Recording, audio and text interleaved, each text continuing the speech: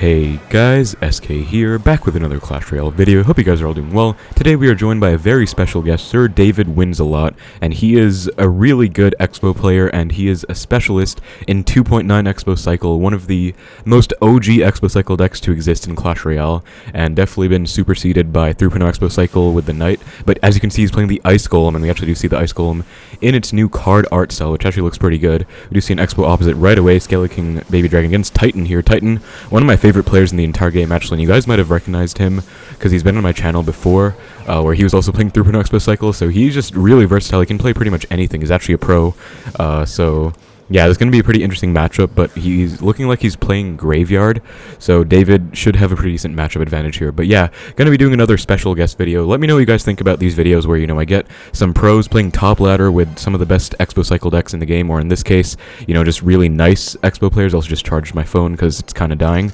Or just, you know, really talented Xbow players who are really good at what they do, even if the deck isn't that good. For example, 2.9 Xbow Cycle right now, really not that good, 100%, I don't think so, but he is still making it work, David, because he's just really good and real experienced. So we're going to be taking a look at his plays and seeing how exactly he's able to make this deck work in such a bad meta for Xbow Cycle without the Queen. Not only does he not have the Queen, he doesn't even have the Knight, so he's literally playing with the Ice Golem. This is like Xbow on handicap, but he's somehow making it work, so we are definitely going to take a look. I think he's one of the only 2.9 Xbow players playing it on top ladder right now. It's just incredible stuff. So yeah, we're going to be seeing. Also, guys, again, let me know if you do enjoy the special guest videos, because they are actually pretty hard for me to make now because I've been pretty busy with class, and I do have to, you know, organize around other people's schedules where, you know, we're definitely not in the same time zone, so it is kind of tough to get these players on. But I personally like to do this. It's something I personally did for a long time. You know, I recorded top players playing, and that's kind of how I got better, by learning what they did. So, you know, I've kind of made that into part of my passion here on the channel, where I want to share with you guys what they're doing so I can help you guys improve as well, and, you know, have better access to really good players when you might not be able to have their friend links in game or anything like that. So hopefully you guys appreciate the effort, and yeah, definitely let me know. I can definitely do more special guest features in the future, but again, it will be quite limited because of my schedule and how busy I have been. But yeah, we'll see. Anyways, Xbow Tesla, pretty aggressive right here. Let's get right into the match breakdowns now. So, pretty decent lead for David here. Titan, though, is, again, no slouch of a player. He is actually an incredible player, and I feel like if there was any Graveyard player who would put up a decent front in this matchup, it would be Titan, because he literally knows how to play Xbow in and out, so he would obviously know how to play against Xbow in and out as well. You can see that he hasn't actually gone for a single Graveyard. We're about to be double Elixir, so that's exactly how you basically want to play it if you want to be passive. And Titan does actually take some damage in the right. David gets a nice lock and really clean. This is one of the best parts about Ice Golem. It's so cool and fun, no pun intended on the cool part, but you can kite things opposite lane with the Ice Golem, and that's something that only the Ice Golem can really do, because Knight obviously counterattacks, Ice Golem doesn't. So log on the Tombstone, Ice Spirit catches the Barbarian, but Titan was ready with the Skeleton King. So as you can see, I would say maybe a more novice or inexperienced Graveyard player might not be able to catch that, but Titan obviously knows David's probably going to commit to the Expo, so he is getting his cards down immediately. Right now, though, David, you can see he's actually punishing Titan's Cycle because he has no Skeleton King and Cycle right away. Ice Golem, by the way, is also incredible against the Baby Dragon because it's only 2 Elixir, and it actually tanks for the Baby Dragon really well, whereas if you guys play 3.0 Xbow Cycle, you would know, like me, I actually don't really like going against Baby Dragon very often because it's very annoying. You usually have to go Knight or Tesla against it, and it's just quite painful overall. So I would say that definitely it's a big thing to have an Ice Golem against the Baby Dragon, although it's not necessarily as good against maybe the Skeleton King or the Graveyard itself, but it is also very nice for Cycle. Anyway, David does switch to a defensive Expo now because it is triple Elixir, and Titan's kind of predicting him to go in the right, so wouldn't really make sense for him to go in, I feel like. Also wouldn't make sense to go in the left, obviously, because he's not really going for that. Nice fireball value there. Archers to clean up, and then he goes for an Expo in the left, so this time he's switching lanes, and I actually always talk about this when I'm playing against Graveyard, or at least I try to, but you want to be very fluid with your playstyle against Splashyard especially, and you want to be able to switch lanes as often as you can, if you need to, because you do not want to give them spell value in your Expo and your weaker HP tower as much as possible. So as you can see, David actually committing quite a lot to this left side Expo, and I think he is back to an Expo on the right, but obviously doesn't want to go for one because Poison would just clip it, so he's going to go for 2 fireballs instead. Tesla snipes the Baby Dragon, only 10 seconds left, so in the final kind of stretch of the game, you can bridge block their graveyard tank with something like a Tesla or an Ice Golem. And Fireball comes down, log on the graveyard to clean up, and that's going to be a really nice win against Titan. One of the best players in the entire game, in my opinion, actually. Like, I really love him. One of my favorite players to watch for sure. But David does take the win. The 2.0 Xbow Cycle, very close win. Very, very nice stuff for the first match of the video here. Alright guys, getting to the next match against EC here.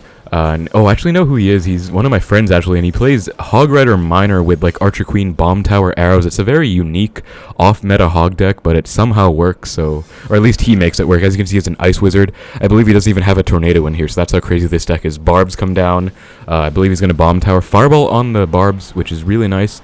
Basically, EC was down... I don't know if it's Icy or EC. I guess I'll just say EC, though. He was down, 3 Elixir by cycling that Ice Wizard in the left, and as you can see, David just goes for the Skeleton Surround to basically perfectly counter for no damage, so that's something I love to do with Xbow, especially in single. If you don't want to commit too much to your Xbow, you can go Xbow opposite lane if they play like a 3 or 4 Elixir card in the back. Not saying this is always a good rule, but this is something I like to do quite a lot, and then if you know you can counter that 3 or 4 Elixir troop with a 1 Elixir card, for example, Skeletons against the Musketeer, or against the Ice Wizard in that case, you can actually afford to go for that Xbow if it makes sense. So it's kind of, you know, thinking ahead, think for the future, but it does actually work out pretty well, and it's pretty useful.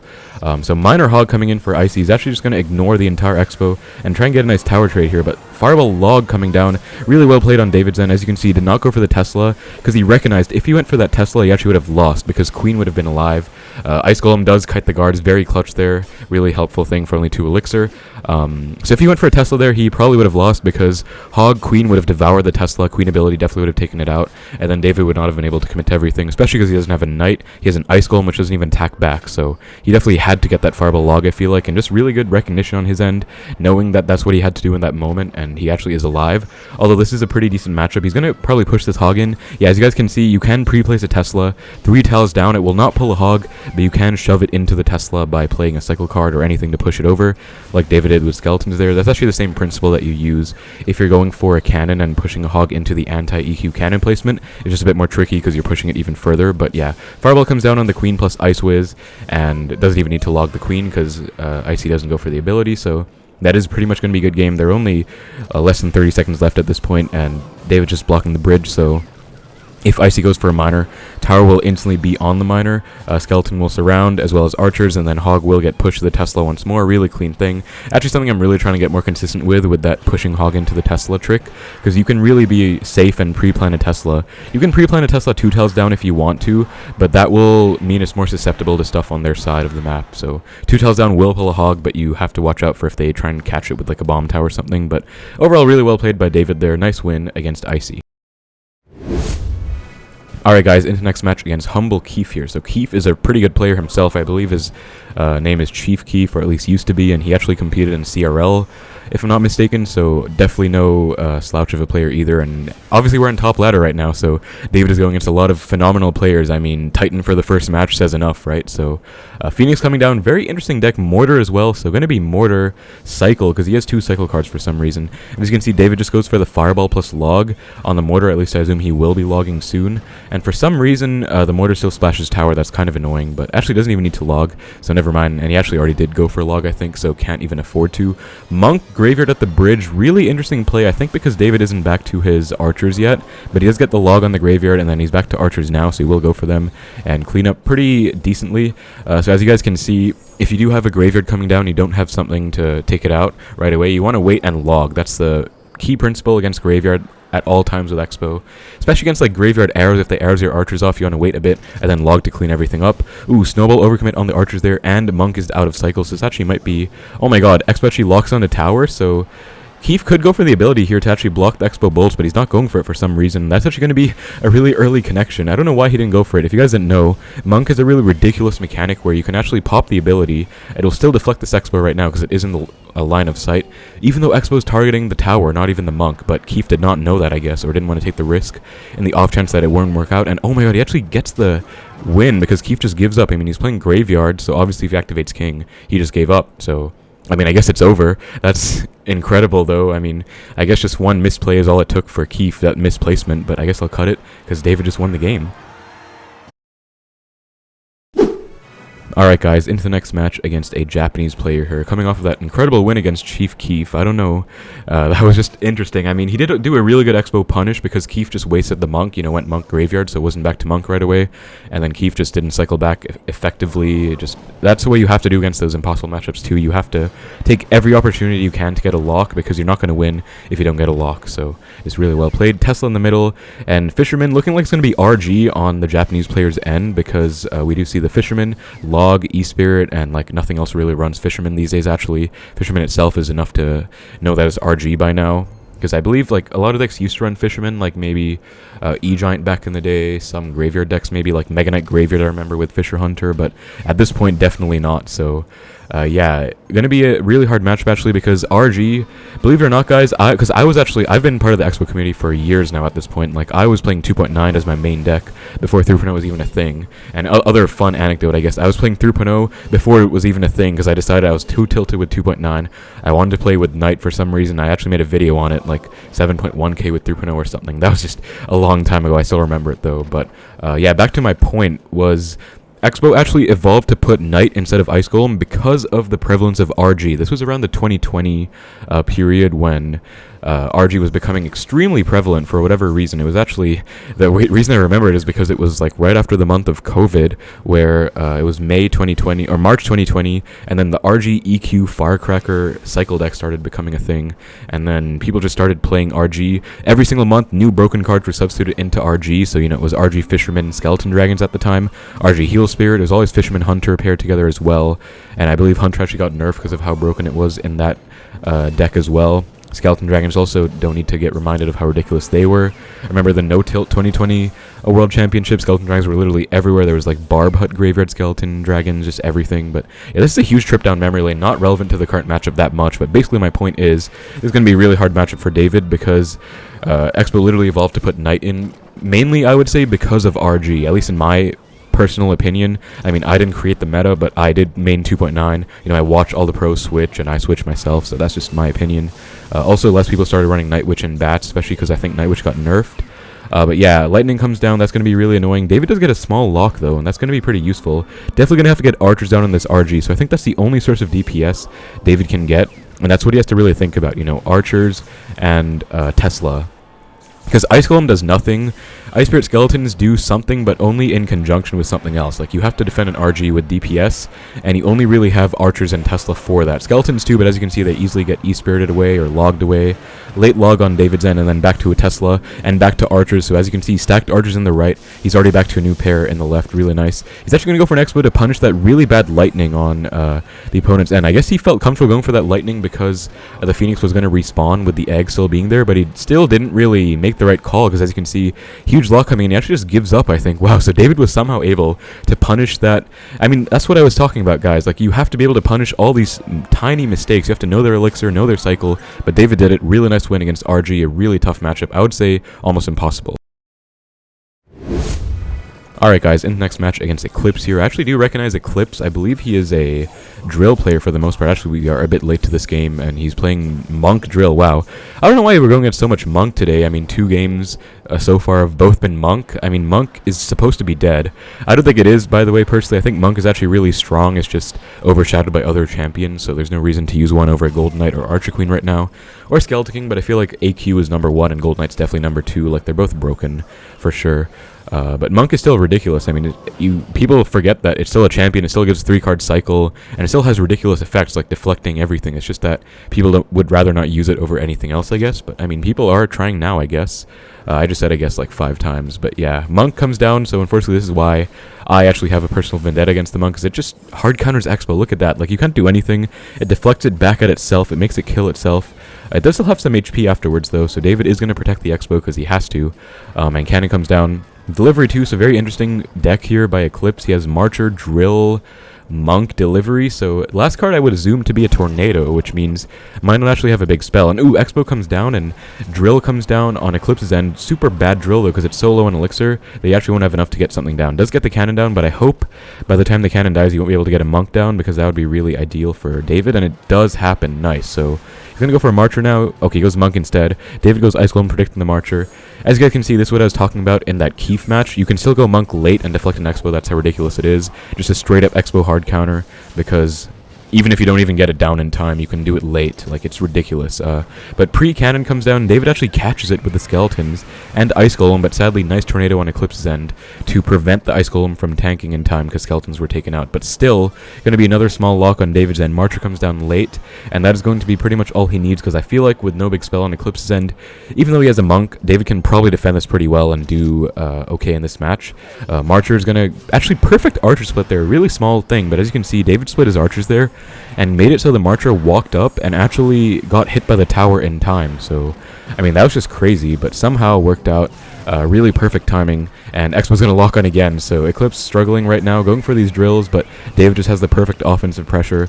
I feel like this actually isn't that bad of a matchup for David, even though Eclipse does have the Monk. He does have a delivery, which is like useless against Expo for the most part, and no big spell, so those are like two huge things. Even though, again, obviously Monk is ridiculous, but other than that, he doesn't have great defense. Ice Spirit is going to freeze everything over there, and then Expo should still get a small lock. Okay, Marcher has to come down late, but I feel like David can Expo again because that Marcher's going down the right lane, not the left. Yep, so he can, because it won't remain to attack in the left. Monk comes down, which will probably take out the Expo, unfortunately, and we're going to have to see a perfect timed troop on this Marcher. We do see the skeletons there. Wow, somehow split skeletons. Actually, I've never seen that, I think, or never done it myself, where you split skeletons onto a Marcher like that and make it take 3 hits or whatever it was. That was just immaculate skeletons on David's end. He's just playing this so well. Like, that's what you have to do, guys, to play this deck. You have to play super well. Really nice little detail there. Goes Expo tucked inwards because didn't want it to get lined up with the Marcher arrow. That's like a tiny detail. And again, if you're going to play 2-button Expo Cycle at this level, you have to play with all those micro precision decisions, I guess, however you want to call it. Just those ridiculous small adjustments that make the smallest of differences, but that difference does really matter, or at least it adds up. And David is almost going to get a lock, but Monk comes down last second, unfortunately, going to shut down this Expo. But as you can see, David is unrelentless, or unrelenting rather, not stopping at all with this Expo pressure, and just not really allowing Eclipse to ever get a good drill punish going, because he is going for constant drills, but since David's being so aggressive, he is able to kind of prevent Eclipse from overcommitting on offense, which is how he would get a lot of damage with like a Monk drill push or drill Marcher NATO push. We're probably going to see Archers for that, yup, and Log, and then NATO comes down, but Expo does lock on, because again, Eclipse overcommitted on offense, so that's exactly why you want to pressure at the same time. Really, really well played, and that's going to be a really nice win against Eclipse, against a very good player by David there again. Nice win. Alright guys, so we're back at 2954 rating against Ad Astra. Oh, this is going to be too good. He's actually a Mortar Cycle player. I believe he plays 2.9 Mortar. Another really dead deck. So 2 dead decks squaring off right now. 2.9 Mortar and 2.9 Expo Cycle, which is going to be really fun. Expo pretty much first play on David's end. Rocket comes down for the Expo. So this is going to be a very interesting matchup, because I actually don't really like playing Knight as much in this matchup as Expo player, because you would just want to cycle faster. So I feel like the other great thing about 2.9 is you can really outcycle in single, and that's where you want to win a lot of matchups. So I feel like, yeah, David's definitely going to try and do that right now. As you can see, he's actually playing really aggressively. Like, this is how a 2.6 player would play against me. He would play this aggressively and like spam so hard. Too Good is 1 away from a rocket, but the Ice Golem pressure on the left is kind of adding up, so he was forced to commit to that too, and David does get a small lock in the right, and as you can see, he's actually up Elixir right now, so he's probably going to try and outcycle the rocket once again in single. Actually, lots of spectators coming in on Too Good side, Ad Astra here, but yeah, I feel like single Elixir is definitely the time to shine with 2.9 Expo Cycle against almost any deck, really, especially heavier decks. Yeah, Ice Golem probably back to an Expo in a sec here. Skeletons, okay, not back, but he actually baited out the Knight, as you can see, because he was maybe faking out going for an Expo, but he didn't actually go for one right away, and I feel like Too Good just lost, because how does he defend the Archers plus Expo at the same time? If he goes for a Rocket on the Expo, then he won't be able to defend the Archers, and actually Ice Golem does tank for the Expo against that one Archer, and that's going to be a nice lock on David's end, and Too Good is not happy about it whatsoever, but I feel like that's what David had to do, right? Be that aggressive in single, because you can actually outcycle with 2.9, like, you actually do have a faster cycle than them with the Knight there. Ice Golem does beat Knight out by 1, and that's actually why 2.9 Expo Cycle has a slight matchup against 3.9 Expo Cycle, in my opinion, because Ice Golem just beats Knight out in terms of cycle efficiency. But offensive Mortar coming down, Log Tesla on David's end, very confident, just preemptively logs the Ice Spirit, predicts it, and gets it taken care of, so just, it's done, you know, 6 Elixir trade for, I believe it was 8 on Too Good side, because he played the Knight as well, so a bit aggressive there.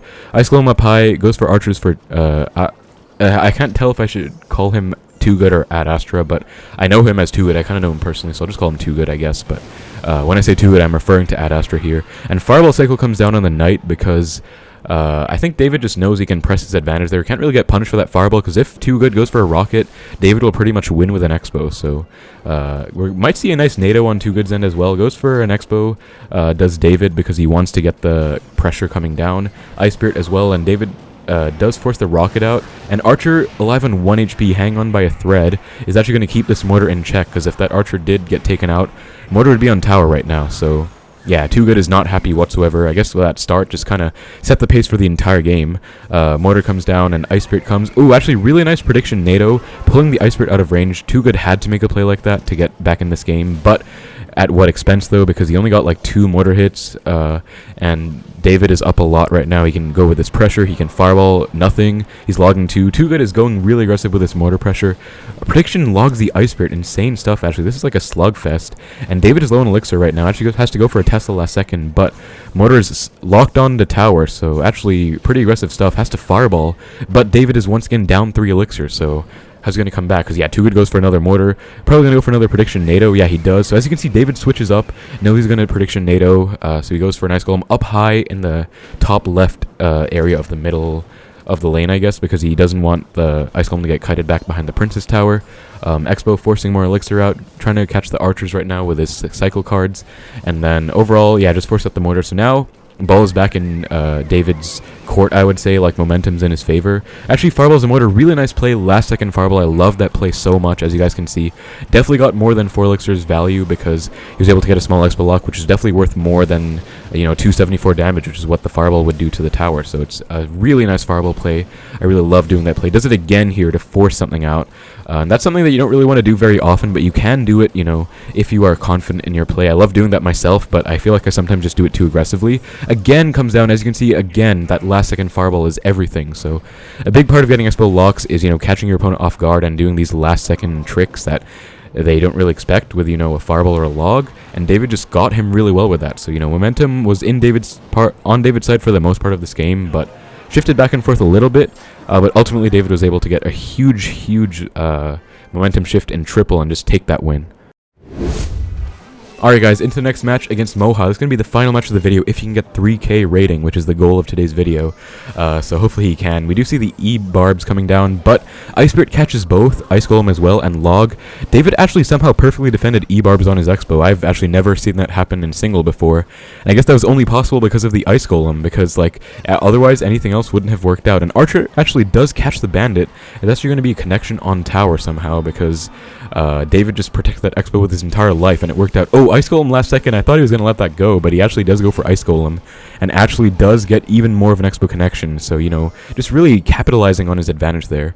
Ice Spirit there, and Heal Spirit's going to be a pain. I hate Heal Spirit, to be honest. Look at that. That's ridiculous, but yeah, what can you do? David just logs it off, and he's going to be down a bit of Elixir right now. He says oops, because I think he let the Heal Spirit connect, but I mean, that was still a really annoying situation overall. Ghost plus Heal Spirit is pretty annoying synergy. Forces out a lot of responses, because if you go for an Ice Golem, Heal Spirit will guarantee connect on the Ghost. If you have a Knight, at least it'll counterattack, but David does not have a Knight in this deck, so I feel like that could be an advantage or disadvantage in this matchup, because, I mean, you do want the Knight to counterattack, but Ice Golem does cheapen the cost a bit and is going to help out. Oh, Fireball comes down. I was not expecting that whatsoever, but that's actually going to be a connection. I've never seen that in my life, I think. A Fireball against 3M in single. And again, last second Ice Golem. Look at this Ice Golem tech, guys. David knows everything about the Ice Golem tech. Does actually get it on the Ghost and does retarget last second, even though I thought it was too late. I guess he worked it out. I mean, he mains 2.9. He knows all the Ice Golem tricks, so that's just incredible. He actually already won, although he is down 10 Elixir right now with that pump on the board. Second pump on the board too, so we're going to have to see how David can defend. My guess would be defensive Expos, because that's how I would, if I'm ever down Elixir against 3M, I always try and recuperate with a defensive Expo, because they don't have a big spell. They kind of have to just play into the defensive Expo, if that makes sense. So we're going to see how this goes. I think he's going to just Fireball the Musketeers. That would be the easiest solution. Yep. And then probably Log as well, if I had to guess. Oh, Ice Golem up high. Really creative stuff there. Taking advantage of the fact that he already took care of the right side tower. And actually, this defense, just stalling stuff out, is actually really paying dividends for David here, because as you can see, he's actually able to just control the pace of his opponent's push and just defend very nicely, because, I mean, ultimately, he was able to stall that push out for 10, 20 extra seconds just by placing stuff on the other side. So, I mean, and David's giving the Goblin sunglasses too. He's happy with his defense, and I think he won. I mean, just has to Fireball that, and he does. Fireball plus Ice Golem Death Nova does take it out, and he's kind of just trolling at this point, playing stuff on the other lane and just stalling stuff out. Ice Golem, really, really nice stuff. Beautiful game against 3M. I actually really don't like that matchup, but David just made it work, so incredible stuff. Very impressed by David there. That's going to be the final match of the video, guys. So, again, huge shout out to Sir David for coming on the channel and sharing his gameplay. As you guys can see, he reached 3,000 rating points, so rank 112 in the world.